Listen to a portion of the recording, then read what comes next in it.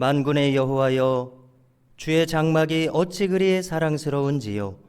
내 영혼이 여호와의 궁정을 사모하여 쇠약하며 내 마음과 육체가 살아계시는 하나님께 부르짖나이다.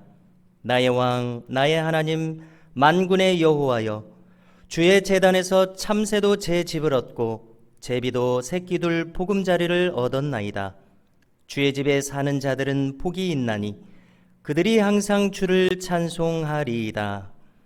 하나님은 영이시니 예배하는 자가 영과 진리로 예배할지니라. 아멘.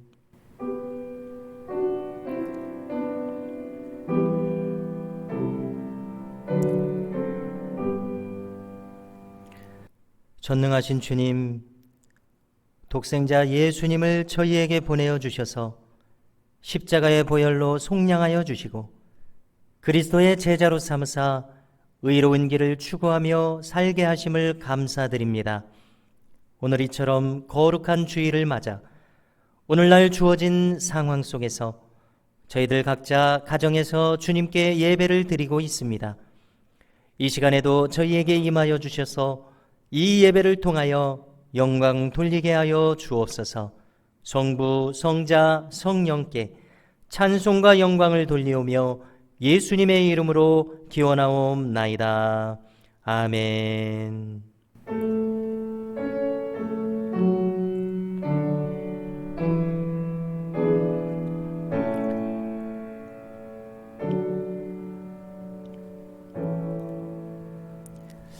이어서 다 함께 찬송가 23장을 부르시겠습니다.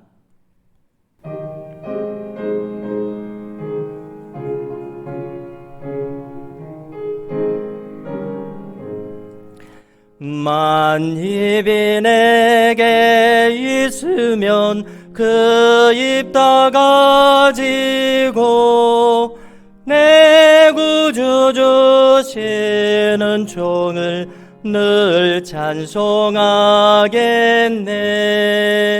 내 은혜로신 하나님 날 도와주시고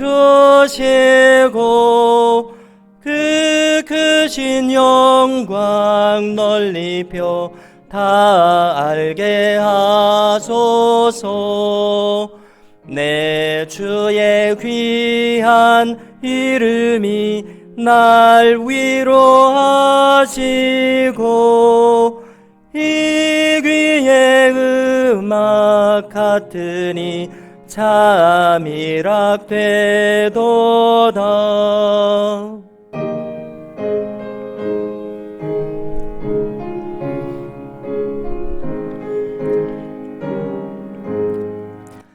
내 죄의 권세 깨뜨려 그 결박 푸시고 이 주한 마음을 비로소 고정케 하셨네.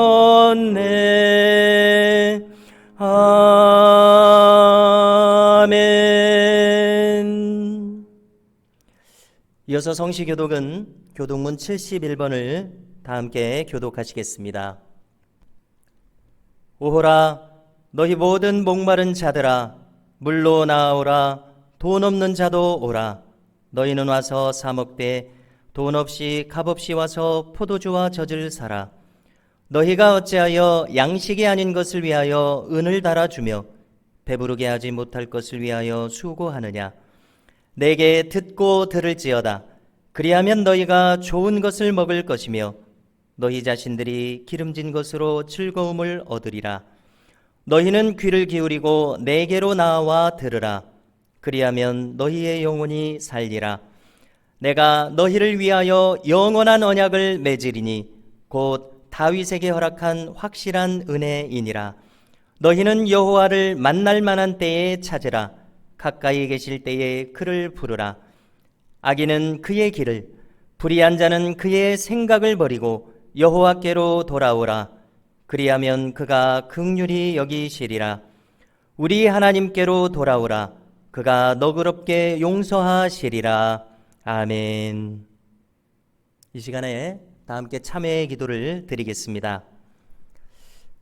한없는 은혜를 베풀어 주시는 하나님, 하나님께서는 독생자를 보내어 주셔서 저희를 죄악에서 구원하여 주셨건만 저희들은 그 은혜를 깨닫지 못하고 지난 한 주간 죄악 중에 있었습니다.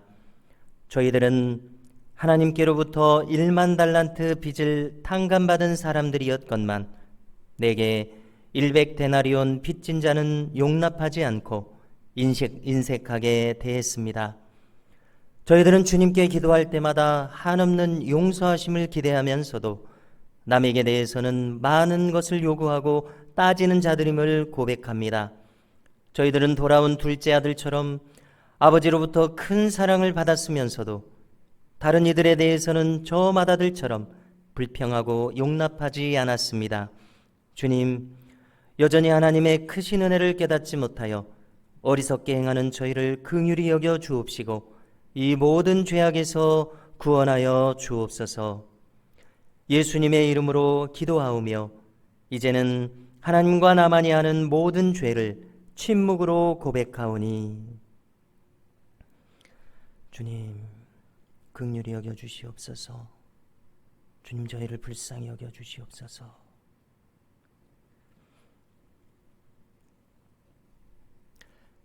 누가 능히 하나님께서 택하신 자들을 고발하리요?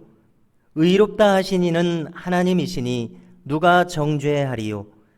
죽으실 뿐 아니라 다시 살아나신 이는 그리스도 예수시니 그는 하나님 우편에 계신 자요 우리를 위하여 간구하시는 자시니라. 그러므로 이제 그리스도 예수 안에 있는 자에게는 결코 정죄함이 없느니라. 아멘. 네, 오늘 우리에게 주시는 하나님의 말씀은 신약의 말씀입니다. 신약 성경 마태복음 5장 1절로 12절의 말씀입니다. 신약 성경 오면 마태복음 5장 1절로 12절의 말씀 찾으신 후에 봉독해 드리겠습니다. 이 계시의 말씀을 들으실 때에 하나님의 음성을 들으실 수 있기를 바랍니다. 예수께서 무리를 보시고 산에 올라가 앉으시니 제자들이 나아온지라. 입을 열어 가르쳐 이르시되 심령이 가난한 자는 복이 있나니 천국이 그들의 것임이요 애통하는 자는 복이 있나니 그들이 위로를 받을 것임이요 온유한 자는 복이 있나니 그들이 땅을 기업으로 받을 것임이요 의에 줄이고 목마른 자는 복이 있나니 그들이 배부를 것임이요 긍휼히 여기는 자는 복이 있나니 그들이 긍휼히 여김을 받을 것임이요 마음이 청결한 자는 복이 있나니 그들이 하나님을 볼 것임이요 화평하게 하는 자는 복이 있나니 그들이 하나님의 아들이라 일컬음을 받을 것임이요 의를 위하여 박해를 받은 자는 복이 있나니 천국이 그들의 것임이라. 나로 말미암아 너희를 욕하고 박해하고 거짓으로 너희를 거슬러 모든 악한 말을 할 때에는 너희에게 복이 있나니 기뻐하고 즐거워하라. 하늘에서 너희의 상이 큼이라. 너희 전에 있던 선지자들도 이같이 박해하였느니라. 아멘. 이 말씀은 살아계신 하나님의 말씀입니다. 20세기에 들어서 복잡한 이 현대인의 마음을 잘 이해하기 위해서 심리학이 발달했습니다. 많은 연구가 있었습니다. 그런데 그 중에서 사람의 성격을 9가지로 분류한 것이 있습니다. 그것을 애니어그램이라고 합니다. 이 에네아라는 말은 헬라어로 9이라는 뜻입니다. 그리고 이 그램은 도형이라는 뜻입니다. 사업가들은 이 애니어그램을 활용해서 상대방을 적절하게 응대하는 데 활용한다고 합니다. 또 아나운서들은 출연자의 성격을 미리 파악해서 거기에 적절하게 추임새를 넣음으로써 가장 효과적으로 그가 말할 수 있도록 이끌어낸다고 합니다. 많은 내용이 이 안에 있지만 간단하게 소개해 드리겠습니다. 1번 유형은 완벽형이라고 불립니다. 그 자신이 엄청난 노력과 함께 한치의 오차도 허용하지 않는 성격입니다. 가령 이 사람은 자기 아이가 이제 7시에 일어나서 7시 반에 학교를 향해서 떠나야 되는데 아직도 누워 있습니다. 그러면 열불이 나고 천불이 나서 견딜 수가 없습니다. 아니, 월요일에 내는 숙제를 주일 저녁 12시에 시작하는데 도저히 이해할 수가 없어서 마음의 평정을 유지할 수가 없습니다. 이번 유형은 배려형입니다. 마더 테레사와 같은 사람이 이 유형입니다. 그는 베풀기를 좋아합니다. 그러나 반면에 사랑받지 못할 때에 분노하는 성격을 가집니다. 3번은 성공형이라고 불립니다. 그는 반드시 1등을 해야 합니다. 성공하기 위해서는 어떤 것도 희생할 수 있습니다.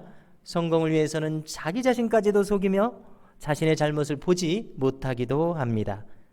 그는 이 쓸모없거나 그 다음에 실패하는 것을 가장 두려워하는 유형입니다. 4번은 예술가형이라 불립니다. 그는 창조성이 뛰어납니다. 그리고 열정적입니다. 자신의 개성을 10분 표현할 줄 아는 사람입니다. 그런가 하면 반면에 그는 아주 개인적이 되고 또 우울증에 빠지기가 쉽습니다. 자, 가령 성가대 지휘자입니다. 그런데 예배 중간에 설교 시간이 되어서야 나타납니다. 왜냐하면 그가 밤샘 작업을 했기 때문에 그렇습니다. 5번은 사색가형입니다. 그는 지적이고 분석적입니다. 신중하고 사려 깊습니다. 어떤 분야든 이와 같은 사람은 대단한 전문가가 될 수 있는 사람입니다. 그러나 반면에 그는 타인의 감정과 정서를 이해하기까지는 합니다. 그러나 그것을 마음으로 공감하기는 힘든 유형입니다. 또한 그는 오만하고 고집이 셉니다. 남을 흠잡기를 좋아합니다. 소극적이고 행동력이 약합니다. 6번은 충성형입니다. 그는 충실하고 성실합니다. 그런데 오직 주어진 틀 안에서만 행동하려고 합니다. 그는 오직 안전을 추구합니다. 그래서 그는 매사에 의심이 많습니다. 극장에 가서도 비상구가 어디 있나 그건 먼저 확인합니다. 그가 만약에 학생이라면 이제 학원을 어렵게 정했습니다. 그런데 학원 문 앞에 가서 내가 여기를 들어갈 것이냐 말 것이냐 고민하는 유형입니다. 7번은 열정가입니다. 그는 천성적으로 낙천적입니다. 그리고 거리낌 없이 유쾌합니다. 그는 말보다 행동이 앞서는 유형입니다. 현실적 감각이 아주 강하고 앞에 나서기를 좋아합니다. 반면에 그는 충동적이고 유아적입니다. 그래서 그는 중독에 빠질 수 있습니다. 상실감에 빠지는 것을 두려워하기 때문에 그렇습니다. 우리가 그 영화 배우 트루먼 쇼의 짐 캐리와 같은 유형입니다. 8번은 도전가입니다. 그는 강력하고 지배적인 사람입니다. 의지가 강합니다. 남의 간섭을 싫어합니다. 그는 위험을 불사합니다. 반면에 몰인정하고 무자비함으로 기울어질 수 있습니다. 폭력적이고 파괴적이 될 수 있습니다. 성경에서 이와 같은 인물을 찾아본다면 다윗을 끝까지 쫓아가서 제거하려고 했던 사울왕과 같은 인물을 들 수가 있습니다. 9번은 평화주의자입니다. 우리가 피스메이커라고 하는데요. 그는 수용적입니다. 갈등을 피합니다. 상대방에 다 맞춰주려고 합니다. 미국의 대통령 링컨과 같은 유형입니다. 그는 반면에 문제를 이제 회피하고 현실과 동떨어진 사람으로 고립될 수가 있습니다. 이것이 대략적인 9가지 유형의 성격입니다. 우리가 후천적으로 어떤 가정에 태어났느냐, 어떤 교육을 받았느냐, 여러 가지가 복합적인 원인이 되어서 형성되는 성격입니다. 성도 여러분, 본래 사람은 하나님의 형상으로 지음을 받았습니다. 그렇지만 이처럼 여러 가지 요인으로 다양한 모습을 가지고 우리가 살아가게 된 것입니다. 이 위에 설명한 유형 중에서 성공형을 한번 주목해 보겠습니다. 무엇이든지 이 사람은 자기 앞에 누가 있는 꼴을 못 보는 것입니다. 반드시 자기가 1등을 해야 합니다. 그러다 보니까 남을 속이기도 하고 여러 가지 비겁한 수단도 사용합니다. 급기야 자기 자신까지 속이면서 요즘 흔히 말하는 확증 편향에 빠집니다. 그야말로 이 사람은 물불을 가리지 않습니다. 여러분, 이와 같은 사람은 주변에 많은 해를 끼칠 수 있는 사람입니다. 누가 저를 막을 수가 있겠습니까? 돌려 말하지 않겠습니다. 이렇게 불의하게 살아가는 자의 인생의 결국이 어떻게 되겠습니까? 그것은 불을 보듯 뻔한 것입니다. 자, 그런가 하면 이제 일본의 완벽주의자 엄마가 낳은 아들이 7번 낙천주의자라고 한번 가정해 봅니다. 자, 이 아들이 내일 수련회에 가서 레크레이션을 맡았습니다. 그런데 밤 자정이 되어서야 이제 준비를 시작하겠다고 합니다. 천불이 납니다. 얘들아, 문 닫아라. 기어이 큰 소리를 한번 지릅니다. 이거 어떻게 해야겠습니까? 내 자식이 7번이라니 웬 말이냐? 지가 날 새서 준비하든지 말든지 얼른 포기해야 마음이 편안해질 것입니다. 성도 여러분, 이렇게 우리는 자신과 타인의 성품이 달라서 서로 부딪히면서 살아가고 있습니다. 그래서 이처럼 일반 심리학의 도움을 받아서 우리가 적잖게 우리의 삶에 도움을 받기도 합니다. 그러나 성경은 크리스찬이 어떤 성품을 가져야 할 것인가, 그 표준적인 성품을 가르쳐 주시고 있다는 사실을 우리는 분명히 알아야겠습니다. 그것이 바로 오늘 성경에서 말씀한 팔복의 성품입니다. 여러 가지 성격 유형이 있더라도 우리 믿음의 사람들은 주님께서 가르쳐 주신 성품을 기초로 나의 인격을 성찰해야 마땅한 것을 기억하십시오. 그래서 자기 자신의 성격을 고집할 것이 아니라 주님께서 제시해 주시고 가르치신 성품이 되고자 자신을 고쳐야 마땅합니다. 그래서 베드로후서 1장 4절의 말씀처럼 신성한 성품에 참여하는 자가 되실 수 있기를 주님의 이름으로 축복합니다. 오늘 주님은 이 산상수훈의 말씀을 살아계신 공생애 동안 반복해서 또 반복해서 가르치셨습니다. 이 대표적인 주님의 설교, 이 설교를 마태는 신약성경 처음 시작하는 마태복음 5장, 6장, 7장에서 가장 앞세워서 선보이고 있습니다. 우리는 여기서 가르쳐 주시는 이 팔복의 성품을 곱씹고 또 곱씹어서 평생 스스로를 이 말씀으로 다듬어가는 은혜가 우리 가운데 있기를 원합니다. 그러면 크리스찬은 과연 누구입니까? 어떤 사람이 크리스찬이 될 수가 있습니다. 그것은 3절에 나타나 있습니다. 심령이 가난한 자는 복이 있나니 천국이 저희 것이며. 여러분 꼭 기억하십시오. 우리가 심령이 가난해지지 않고서는 결코 크리스천이 될 수 없다는 것을 기억하시기 바랍니다. 심령이 가난한 자는 누굽니까? 자신의 죄됨을 깨닫고 갈릴리 해변의 베드로처럼 주여 나를 떠나소서 저는 죄인이로소이다 이렇게 고백하는 사람입니다. 12의 혈류증을 앓은 여인이 있지 않습니까? 그는 마음이 깨어지고 부서졌습니다. 다만 주님의 옷가에라도 손이라도 대면 나을 것이라. 이렇게 간절해진 사람, 이런 사람이 심령이 가난해진 사람입니다. 그런가 하면은 저 수로보니게 여인이 있습니다. 그는 주님의 문전박대와 같은 그렇게 주님의 모습에도 굴하지 않았습니다. 옳습니다. 저는 죄인입니다. 그러나 개도 제 주인의 상에서 떨어지는 푸스럭이라도 받아먹습니다. 이 마음처럼 푸스럭이라도 줬사오니 주님의 은총 이 한 방울이면 족하겠나이다. 이렇게 간절해진 마음, 이것이 바로 심령이 가난한 사람입니다. 그러면 이어지는 4절에서 이렇게 마음이 가난한 자는 어떻게 됩니까? 애통한 사람이 될 수밖에 없습니다. 애통하는 자는 복이 있나니 그들이 위로를 받을 것이며. 여기 이 애통이라는 말은 장례식에 슬피울 때 사용하는 그 단어를 사용했습니다. 그처럼 자신의 영혼이 가련해진 것을 깨달은 자가 가지는 슬픔을 나타냅니다. 이렇게 죄악 속에서 멸망할 수밖에 없는 자신의 처지를 비로소 뼈저리게 깨달았기 때문에 그는 애통할 수밖에 없는 것입니다. 철로역정의 첫 페이지에서 기독도는 꿈속에서 자신을 발견합니다. 그는 남루한 옷을 입었습니다. 한 손에는 책을 들었습니다. 그리고 등에는 큰 짐을 짊어졌습니다. 책을 읽으면서 그는 어찌할꼬 울부짖습니다. 그가 짊어진 큰 짐은 자신의 죄짐이었습니다. 그리고 장차 세상은 이 책에 기록하기를 장차 이 세상은 멸망받고 심판받게 될 것을 그가 알게 되었기 때문에 이렇게 슬퍼하는 것입니다. 그가 왜 애통합니까? 아무리 생각해도 자신이 지금 하나님과 연결되어 있다는 그 확신과 증거가 마음속에 없기 때문입니다.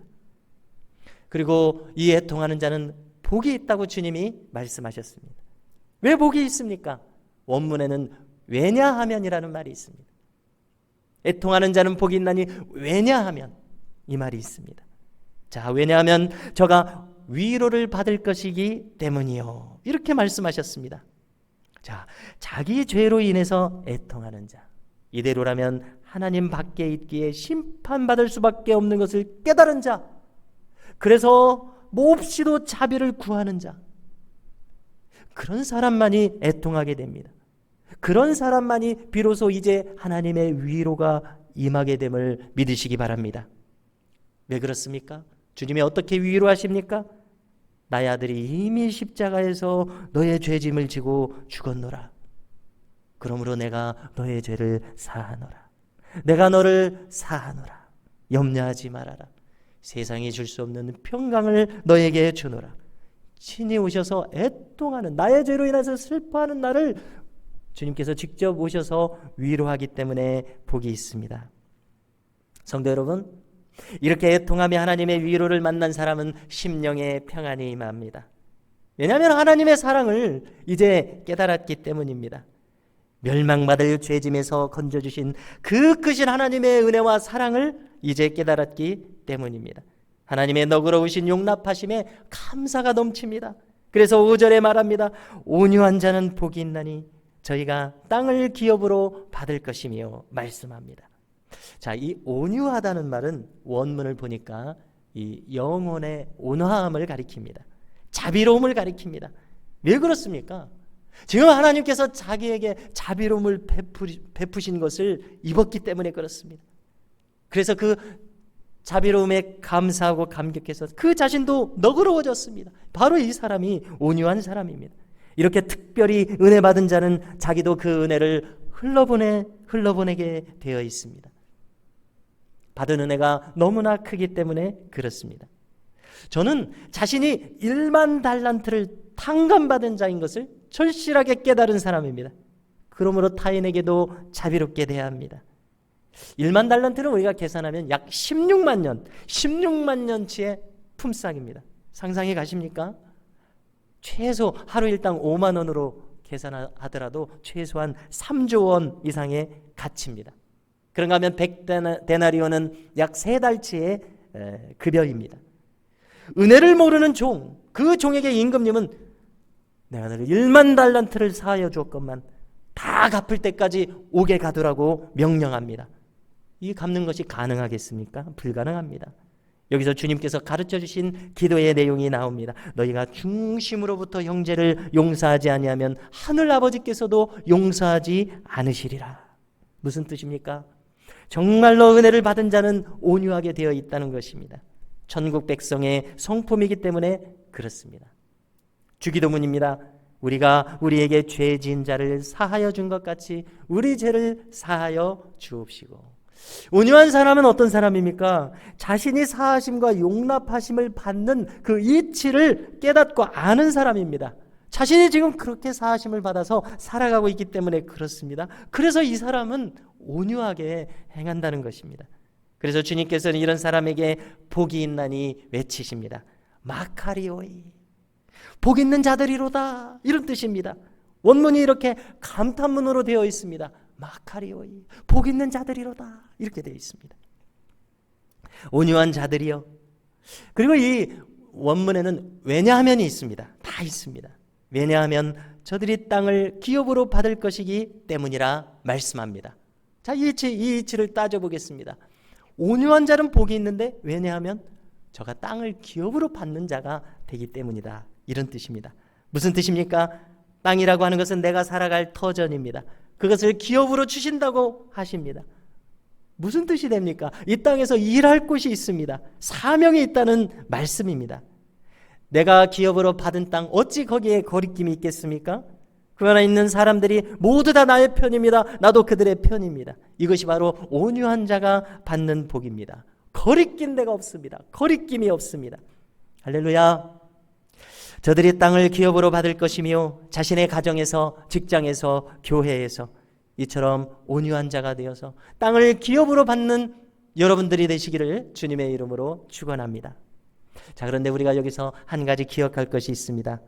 이 온유함은 한평생 배워가야 할 성품입니다. 그 대표적인 예가 모세입니다. 그는 애니어그램으로 본다면 한 8번 도전가가 아닐까요? 그는 의지가 강하고 위험을 불사합니다. 박해받는 동족을 구하겠다고 폭력도 불사하다가 사람을 그만 해쳤습니다. 이것이 모세의 본성입니다. 그러나 우리가 많은 시간이 지나서 이제 민수기 12장 3절을 보니까 하나님께서 모세에게 뭐라고 말씀하십니까? 이 사람 모세는 온유함이 지면의 모든 사람보다 더하더라. 이것이 어찌된 일입니까? 자, 이것은 한 가지 사건을 배경으로 합니다. 모세가 굿수 여인을 또 아내로 맞았습니다. 그러니까 누이 미리암과 아론이 격하게 비난합니다. 그들이 그렇게 격하게 비난하는 것을 보니까 이건 모세가 잘못한 것입니다. 그들은 뭐라고 말합니까? 자기들도 하나님의 계시를 받는 사람들이라고 말합니다. 이때 보니까 성경에 모세는 아무런 반응이 없습니다. 아마 자기 자신의 잘못을 순순히 인정하고 있는 것 같습니다. 하나님께서 모세와 아론, 미리암을 한 곳에 부르십니다. 그리고 딱 잘라서 말씀하십니다. 하나님의 말씀은 이것입니다. 보통 너희들에게 내가 꿈과 계시로 말한다마는 내 종 모세와는 얼굴을 보고 말하느니라. 끝. 여러분, 참 이것이 재밌는 것입니다. 모세가 지금 가만히 있었지 않았습니까?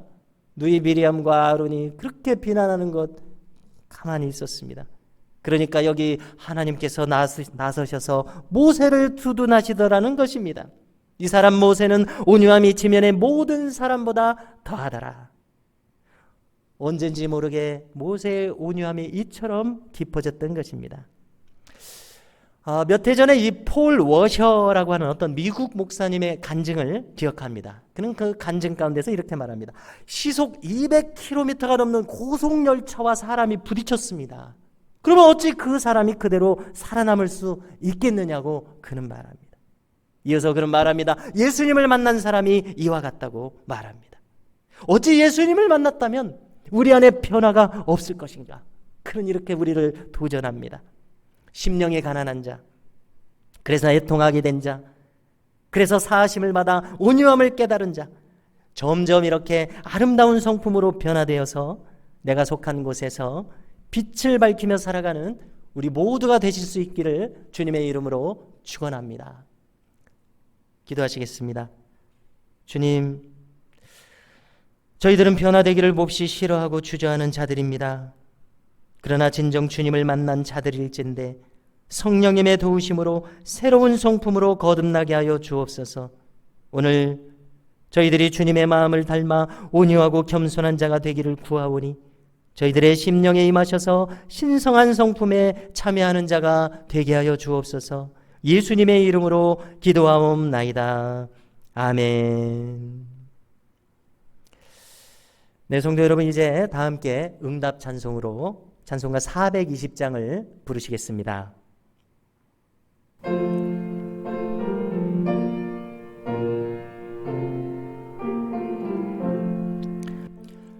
너 성결케 위해 늘 기도하며 너 주 안에 있어 늘 성경 보고 온 형제들 함께 늘 사귀면서 일하기 전마다 너 기도하라.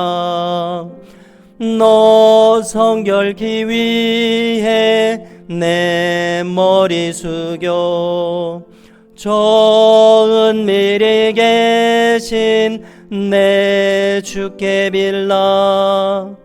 주 사귀어 살면 주 닮으리니 널 보는 이마다 주 생각하리. 너 성결케 위해 주 따라가고 일 다급하여도 당황치 말고 참 즐거울 때나 또 슬플 때나 너 주님만 믿고 늘 따라가라.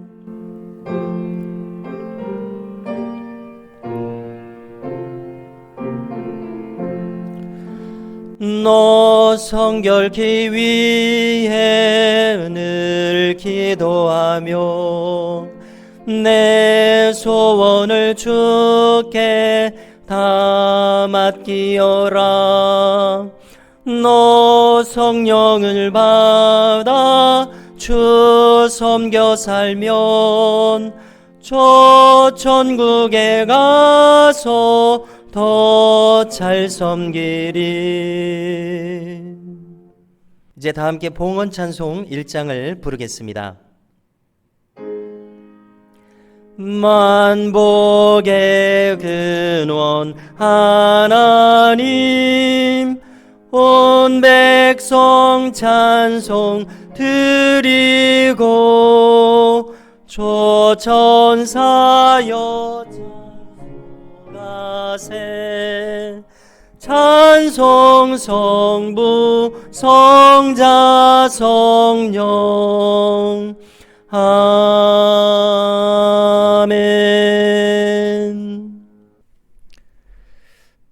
하나님 아버지, 이 시간 저희들에게 베풀어 주신 모든 것들 중에서 성별하여 자원하는 마음으로 이 예물을 드리오니 이 예물을 흠양하여 주옵소서.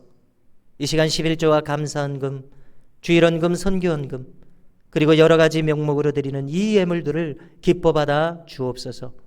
또한 구하오니 이 예물들이 쓰이는 곳마다 복음의 역사가 나타나게 하여 주시옵소서. 생명과 구원의 역사가 충만케 하여 주옵소서. 주님, 주께서는 저희들의 모든 형편을 아십니다. 저희들이 살아가는 온 삶에 궁핍함이 없도록 채워주시옵시며 오직 저희들의 삶이 주님의 선한 뜻 안에서 형통케 하여 주옵소서. 언제나 저희들의 삶에 하늘의 신령한 복과 땅에 기름진 것들로 차고 넘치게 하여 주옵소서. 주님, 코로나 상황이 다시금 장기화되었습니다. 더 이상 이 상황이 확산되지 않도록 도와주시옵소서. 한국교회가 다시금 이웃을 배려하며 신뢰받는 교회로 회복될 수 있도록 도와주시옵소서. 무엇보다도 저희들 스스로를 돌아보게 하셔서 그리스도의 성품을 나타내는 삶을 살기에 힘쓰게 하여 주옵소서. 저희들이 참되게 분별하게 하셔서 어리석은 길에 빠지지 않게 하시며 신앙의 정도를 걷게 하셔서 공평과 정직, 자비와 은혜가 충만케 하여 주옵소서. 먼저 그 나라와 그의 의를 구하라고 하셨사오니 이를 통하여 하나님께 영광 돌리는 저희의 삶이 되게 하여 주옵소서. 주님, 환난과 질병 가운데 있는 지체들을 기억하여 주사 소망을 가지고 주님과 동행하게 하시며 연약한 육신의 치료의 광선을 바라심으로 온전한 회복이 있게 하여 주옵소서. 이 모든 간구를 예수님의 이름으로 기도하옵나이다. 아멘.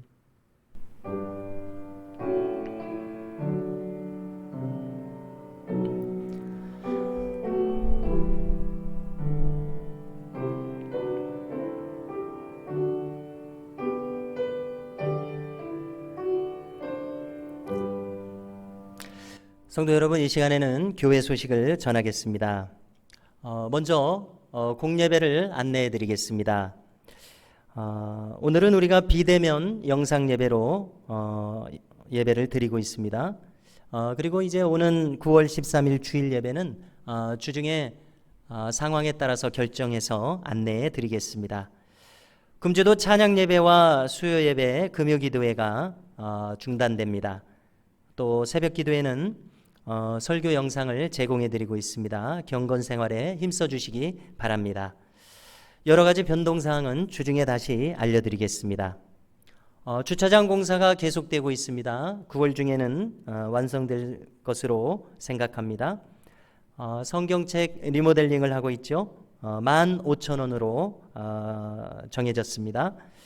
자, 우리가 코로나 상황 속에서 생활 지침을 가지기 원하는데요. 먼저 우리가 스스로 개인 방역에 힘써야겠습니다. 그리고 무엇보다도 이웃을 배려하고 한국교회의 신뢰를 회복하도록 기도해 주시기 바라고요. 우리 스스로가 잘 분별해서 신앙의 정도를 걸을 수 있기를 바랍니다. 우리가 교회 생활에서는 계속해서 사회적 거리두기 2단계를 적용해서 교회에서 모든 일들이 이루어지게 됩니다. 이제 금주의 말씀을 함께 읽으시겠습니다. 오늘 말씀은 마태복음 5장 5절입니다. 함께 읽으십니다. 온유한 자는 복이 있나니 그들이 땅을 기업으로 받을 것이며 아멘. 위탁과 파송의 말씀을 드리겠습니다. 여러분들은 이제 하나님께서 주신 말씀을 마음에 품고 세상으로 나아가십니다. 그리스도를 닮을 성품을 추구할 소망을 가지셔서 큰 사랑을 받은 자임을 기억하시고 점점 온유한 성품으로 살아가기를 힘쓰시기 바랍니다. 우리가 걷는 이 순례의 길에서 여호와는 내게 복을 주시고 너를 지키시기를 원하며 여호와는 그의 얼굴을 내게 비추사 은혜 베푸시기를 원하며 여호와는 그 얼굴을 내게로 향하여 드사 평강 주시기를 원하노라. 아멘.